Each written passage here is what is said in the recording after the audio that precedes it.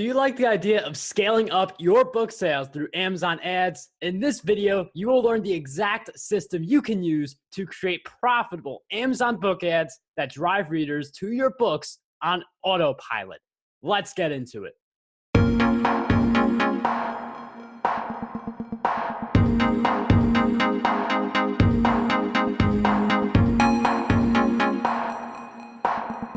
What's up, Marc Guberti here, and this is the channel for self-published authors who are looking to sell more books using digital marketing, and for people looking to learn some investing strategies, because we also cover that. So if that sounds good to you, definitely make sure you hit subscribe as we get on the road to 40K subscribers. But anyways, Amazon book ads, these things are hot right now, and it's a great opportunity for you to make more money with your books and to scale it, so that Amazon ads essentially do the marketing for you. They get readers for you. You just set them up once and you just manage them a little bit later on. So we're gonna be sharing with you a few different ways that you could be using Amazon ads to be driving more sales to your books.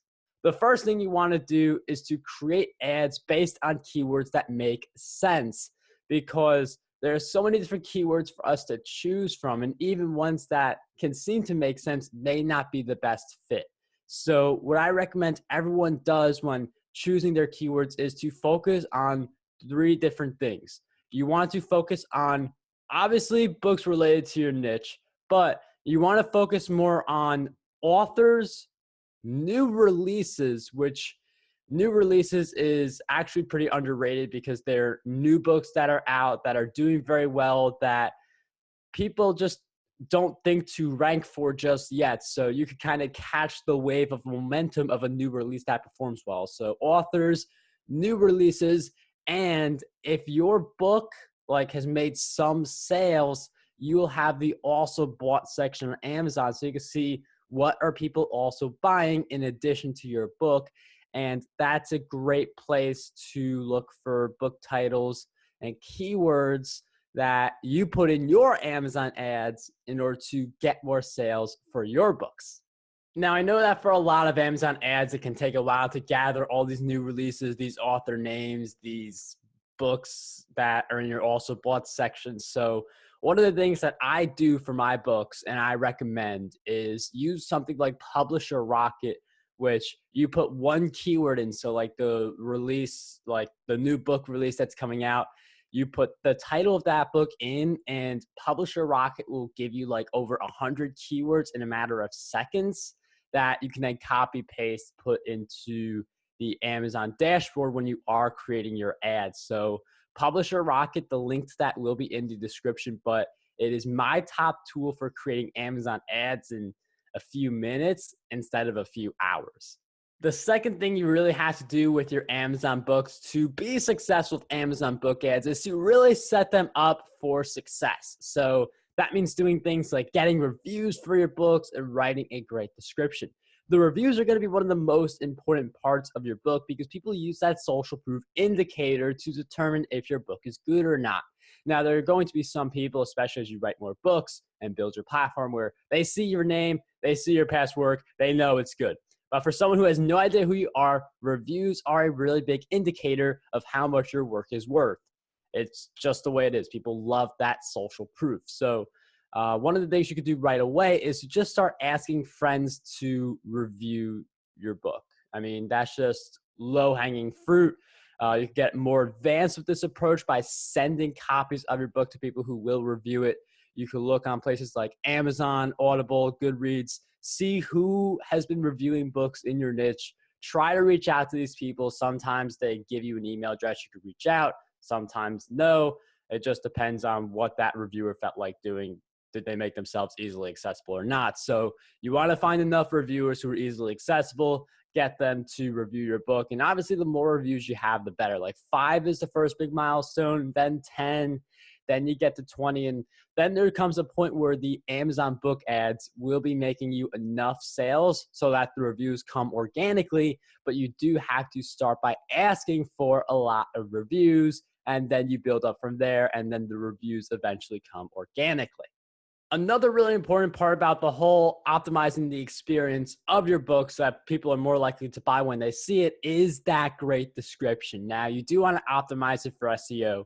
You want to include KDP lets you pick amongst those 7 keywords. You want to be using those 7 keywords in your description, weaving them in.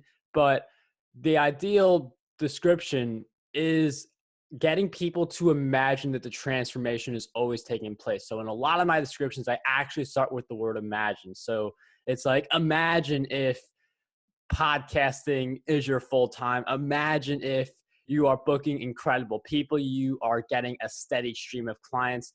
Like, this imagine scenario allows people to get an idea of what transformation they can achieve by reading your book. So that's the key thing you want to focus on in your description. You do want to use bullet points. You do want to use bold fonts. So there's certainly some HTML skill that would be very useful when crafting your description. But the key thing is focusing on that transformation and then just having like some of those key takeaways that people will get from your book. So like strategies to monetize your podcast, how to maintain a podcast without having any stress. So having those types of takeaways that are more descriptive, like you could say like, like I'll teach you how to make money with your podcast, but you want to be more descriptive with that. Like 3 strategies to monetize your podcast, even if you can only do it part-time, something like that, that really builds out the imagery of that potential transformation someone can have. So that's going to be like, you definitely want to play on that in your description and optimize it for success that way. Speaking of optimizing content so more people see it, one of the things you could do for this YouTube video is to leave a like. Hit that like button if you are enjoying it so far, because it would help me get in front of more people like you who could benefit from this. Anyways, let's continue on to the video. Now, this next part, which is reviewing your Amazon ads, is very big because some people think, just hand it off to someone else, let them manage it. But in my experience and other authors' experiences who I've talked to, you want to be the person managing your Amazon book ads, because there's different ways to look at it. There's a right way to look at it, a wrong way to look at it. For instance, you could have an unprofitable Amazon ad because one of your keywords is taking you down, while the rest of the keywords could actually be very solid. So being able to look deeper in an Amazon ad can allow you to realize, rather than this entire ad being bad, it's just this one keyword that's dragging you down. And then you turn that keyword off and then you have a profitable ad all of a sudden. So that's an important thing to look at when managing your Amazon ads. You also want to be looking at the spend, obviously. How much money are you spending? What are you getting out? And one of the things people advise you do is you create a ton of Amazon ads. There's actually a tool called BidX, which makes it so easy to create Amazon ads in the US, UK, Germany, France, Spain, and Italy from one dashboard, rather than going on the Amazon marketing service sites for all 6 of those and manually creating ads. So BidX, I would definitely recommend it for people who want to take their Amazon book ads to the next level and be able to make the distribution easier. But regardless of whether you do that or not, you will have to look at your ads and see which ones are profitable and unprofitable. And in my experience, if you create so many ads, you can have a few ads that are, you maybe spend 25 cents per month on them. That, that doesn't sound too bad. But if you've got like dozens of these types of ads or hundreds of these types of ads and they're not getting you sales, then that's going to hurt your bottom line. So one of the things I do recommend is, if an ad doesn't sell like copies of your book within like 2 weeks or a month, depending on how you want to do it, and you've only spent a little money on it, I would still recommend turning those ads off, because they're not selling you books at a quick enough clip to justify having them on. Like, you want to have an ad that is selling you books, that is allowing you to see results. Now, if an ad, like, I haven't spent a penny on it yet, I'll keep it up. But you want to turn those ads off so that you kind of have like this higher standard of what ads you will have active on Amazon, because having a bunch of ads up that maybe you've only spent 25 cents on per month, at least in my experience, has literally been the difference between an A cost of like 68% and turning those other ads off that, don't look like much, but really add up. Turning those off turns my ACoS into like a little under 40%. So there's a really big difference in turning off those ads that, they haven't gotten too much exposure, but they haven't gotten sales for your books either. And then the ad spend just really adds up. Now, earlier I mentioned something called ACoS, which is a very important metric and one of those numbers that you need to know.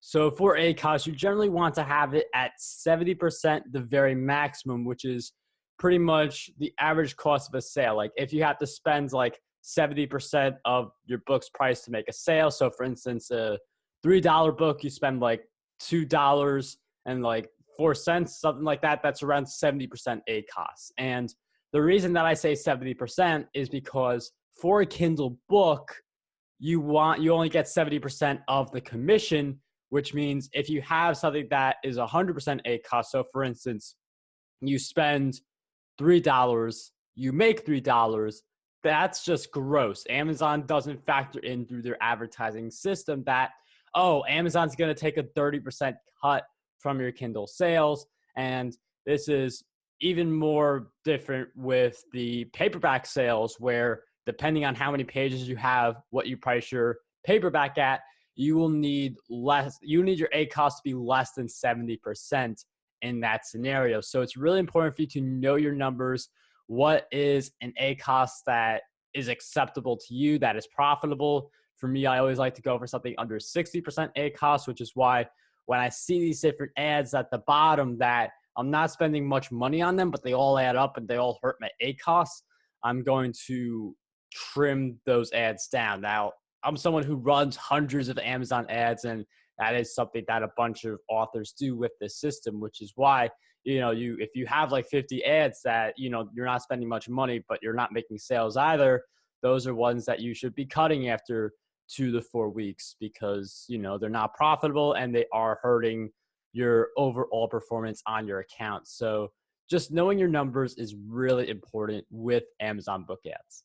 And if you guys want to know some more numbers behind how people make money with self-publishing, how people make $100,000 per year with self-publishing, I recently did a video that details some of the math and some of the numbers you could be looking at to figure out how you could be making 6 figures with your books. I will have that video in the description of this video for you guys to check out after this one.